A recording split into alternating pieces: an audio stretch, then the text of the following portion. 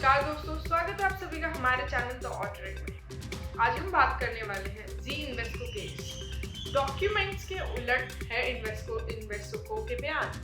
पुनीत गोयनका बोले, समय आने पर उजागर होगी बहुत सी बातें। जी इन्वेस्को केस, जी एंटरटेनमेंट और इन्वेस्को विवाद पर रोजाना कई अहम पहलू निकल कर आ रहे हैं।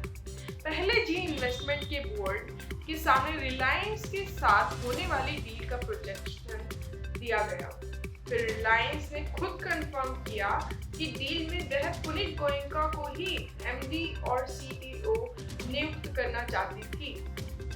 वहीं मीडिया के बड़े एक्सपर्ट डॉक्टर बत्रा ने भी मजबूती के साथ अपना पक्ष रखते हुए पुनीत गोयनका को समर्थन किया।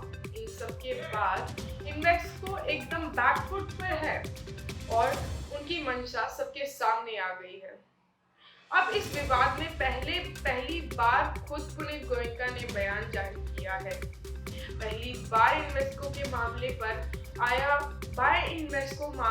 मामले पर जी एंटरटेनमेंट के MD and CEO Puneet Goenka ने लिखित बयान कर जारी कहा कि कई बार चुप्पी सबसे बेहतर जवाब होती है, लेकिन मैंने महसूस किया कुछ मामले में इसे सही वक्त पर तोड़ना, बोलना और जरूरी होता है।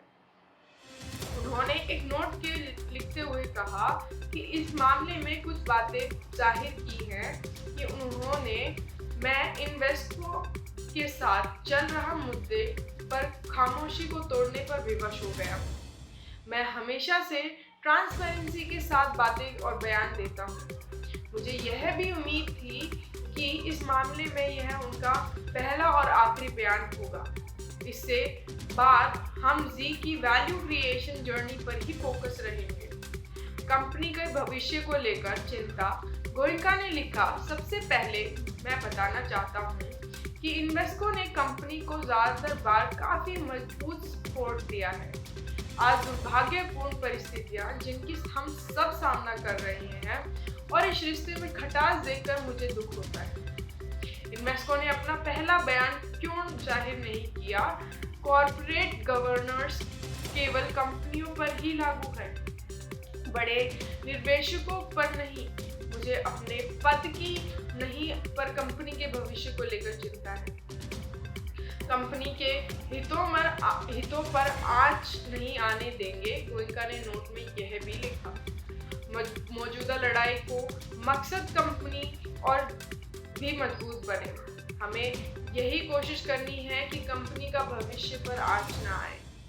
हमारी कोशिश है कि शेयर होल्डर वैल्यू को कोई नुकसान ना होना चाहिए। इन्वेस्को के साथ जो भी बातचीत थी उसे उजागर करना जरूरी था। इसका मकसद था कि इन्वेस्को को लेकर जो भी सच है सबके सामने आए। बताना जरूरी था कि इन्वेस्को की डील निवेशकों के हित में नहीं थी। प्रस्ताव पर इसलिए राजी नहीं था क्योंकि निवेशकों को नुकसान होता। कंपनी की वैल्यू निवेशकों के हितों पर किसी भी दबाव पे समझौता नहीं कर सकते। बहुत सी और भी बातें हैं जिसमें समय आने पर उजागर किया जाएगा। किसी एक के फायदे के लिए कंपनी के हितों पर आंच नहीं आने देंगे। गोयनका ने कहा, इन्वेस्को के साथ विवाद बहुत दुखद है और हालात अफसोसजनक है। इन्वेस्को ज्यादातर समय तक बहुत सपोर्टिव इन्वेस्टर्स रहा। शुरू में मेरा रवैया पारदर्शी रहा, इसलिए अब बोलना जरूरी था। इन्वेस्को को लेकर यह मेरा पहला और आखिरी बयान होगा। ये मैं सबकी मेहनत का फल है कि हम बड़े निवेशक दिलचस्पी दिखा रहे हैं। निवेशक हमसे जुड़ना चाहते हैं क्योंकि भविष्य बहुत ही अच्छा है। मैं चाहता हूँ कि कंपनी का भविष्य और भी अच्छा बने। चाहता हूँ कि निवेशकों को अच्छा रिटर्न और वैल्यू मिले, कंपनी और इसके लोग शानदार तरक्की करें, यह मेरी इच्छा है। ग्रोथ के साथ ईमानदारी, पारदर्शी, पॉजिटिव माहौल भी रहना चाहिए। लेकिन मौजूदा हालात जिस तरह से बन रहे हैं उन्हें देखकर वह निराश है।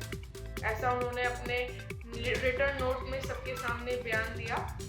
धन्यवाद दोस्तों। अगर ये वीडियो आपको पसंद आई है तो आप इसको लाइक, शेयर एंड सब्सक्राइब ज़रूर करें। और अगर आपने हमारी पिछली वीडियोस नहीं देखी है तो नीचे दिए गए लिंक पर जाकर उन्हें ज़रूर देखें।